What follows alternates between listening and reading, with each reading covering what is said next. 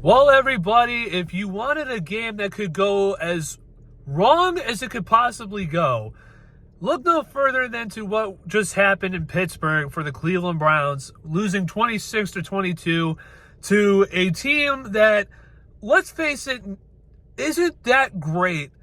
Yes, they beat the Browns, but really, in all reality, the Browns beat themselves to a bloody pulp.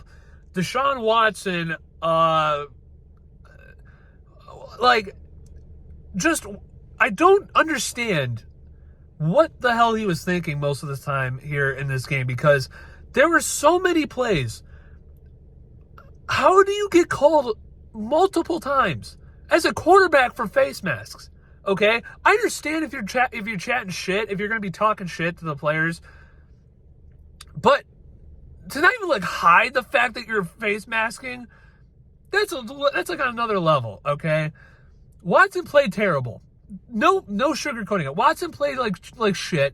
He cost 14 points for the Cleveland Browns tonight. The strip sack fumble was entirely his fault. Okay, he took way too many sacks tonight because he held onto the ball too long. We need to start seeing Deshaun Watson that we traded so many assets for and that we gave $230 million fully guaranteed to. Because at this point, we're in purgatory right now. That's essentially where we are. Okay? You got Deshaun Watson, excuse me. You got Deshaun Watson believing that he could bring you back from purgatory.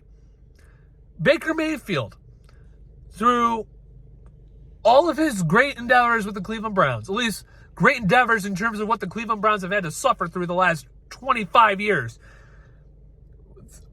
through Baker Mayfield, you always thought he's good, but you could get better. That's what Deshaun Watson was supposed to be. Deshaun Watson's supposed to be the guy that takes you out of purgatory and leads you over the top, over that hill. He's supposed to push you guys over into Super Bowl caliber, championship caliber players. And we're not. Deshaun Watson has still not looked anywhere near the player he was in 2020. I'm going to get comments from everybody saying, well, he hasn't played football in 2 years. He hasn't played meaningful football in 2 years.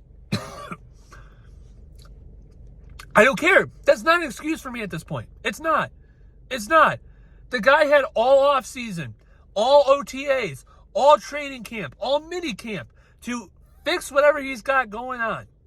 Because clearly, right now, it's his mechanics and it's something mentally. Because the guy's seeing ghosts out there. He's holding the ball way too long, okay? It's ridiculous. Last week, you could sort of blame his bad game on the weather. Tonight, no, there's nothing to blame. Except for himself. But you also have to talk about, obviously, the elephant in the room. Nick Chubb, done for the year. I hate to say it, you don't even know if you have to start thinking if his career's over. Because that injury was so horrific. I don't want to be the guy, but Mika Fitzpatrick, I don't want to say it was dirty, but going that low for a tackle, I'm not necessarily the biggest fan of that, okay? But Deshaun Watson was terrible today. The defense played lights out in the first half. The defense gave the offense every opportunity in the book to capitalize. They were in the red zone. For God's sakes, twice in the first half. And they came away with 3 points. They had an interception by Delpit that was brought back into the 19-yard line. They got 3 points from that. Then they had another fumble. I think they got a touchdown. I don't know if that was the touchdown they got, but the defense balled out. Then they got tired at the end. defenses normally would. Because you know why they got tired? Because the offense didn't do anything. The offense was not doing anything. It was ridiculous. This team should have been up at least 17-0 or 17-3. But Deshaun Watson, ever since Nick Chubb went out with that injury, Deshaun Watson, you had to be relied on. Guess what? You didn't deliver. We're still looking at the tracking for our package because Deshaun Watson clearly has not been delivered. The old Deshaun Watson that we have been promised, the 2020 Deshaun Watson, the MVP caliber quarterback, the top 5 caliber quarterback that everybody has been promising the Cleveland Browns. We have been looking at the tracking order, and we have still seen that the Deshaun Watson of 2020 is still not shipped to the Cleveland Browns. We've gotten a shell of a man. We have gotten a shell of Deshaun Watson. Okay?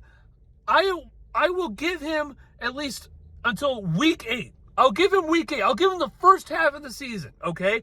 I will give him the first half of the season. We'll see if he cleans up his act, okay? Well, I will see if he cleans up his act. If he can be better than what he is right now, at least the last 8 games of the season, the last 8 games he's played for the Cleveland Browns, if he is better than that by week 8, week 9, then I will be happy. But if he's still playing this bad by week 8 or week 9, Jimmy Haslam, Andrew Berry, Kevin Stefanski, what the fuck were you thinking? What the fuck were you thinking? Because obviously you have to take a shot, right? You have to take a shot at a top 5 quarterback, okay? But the fact that this guy, you knew that he was going to be suspended. There's no way in hell. The reports that said that they didn't think that Deshaun Watson would be suspended that long. Really? Really? After 27 women accused him, or now it's like 31, you didn't think that he was going to get that big of a suspension? Are you fucking stupid? Are you fucking stupid? You didn't think he was going to be suspended for that long? You thought 11 games was going to be a huge shocker? Are you kidding me? Do you understand how important this season is? And now, I do not want them to punt on this season just because Nick Chubb is gone. Please, for the love of God, you had to do that last season because you didn't think Deshaun Watson was going to be suspended for that long. You didn't think he was going to be suspended for 11 games. You thought he was going to be suspended for 6 or 4 games, and then he'd be back and play 13 games. Okay? I understand that. But you punted on last season because you didn't bring in Jimmy Garoppolo. You didn't bring in guys like that. You brought in guys like Jacoby Brissett. You kept and rode him. But this year isn't that year. This year isn't last year. Do you know how many people's jobs are on the line? Kevin Stefanski and Andrew Berry could be out of a job by January of 24 or February of 24. So if Deshaun Watson does not live up to the promise that we have been promised, does he not live up to the immense assets that we have given up for him, that is an indictment not only on Jimmy Haslam, that's an indictment on the Cleveland Browns organization, that's an indictment on Andrew Berry, that's an indictment on Kevin Stefanski. The entire Cleveland Browns organization should be ashamed of themselves if Deshaun Watson keeps up this level of performance for the rest of the year. Because if he does, then holy shit, we have been robbed. We have been robbed. And we sold our soul for this guy for $230 million, thinking that maybe he could lead us to the promised land. Well, guess what? After 8 games, we have seen nothing. So thank you, Jimmy Haslam.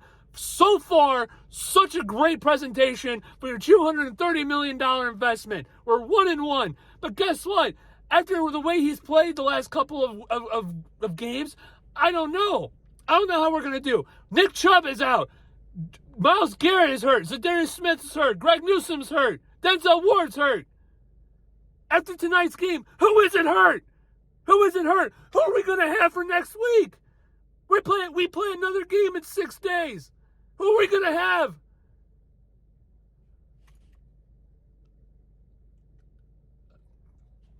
Oh! I swear to God. This team never makes it easy. This team never makes it easy. They play on my birthday next week. We're playing the Tennessee Titans. I would like to think that we could beat them. I would like to think that. We'll see. I don't know. We're 1-1. It's better than 0-2. Hopefully we're 2-1. Go Browns.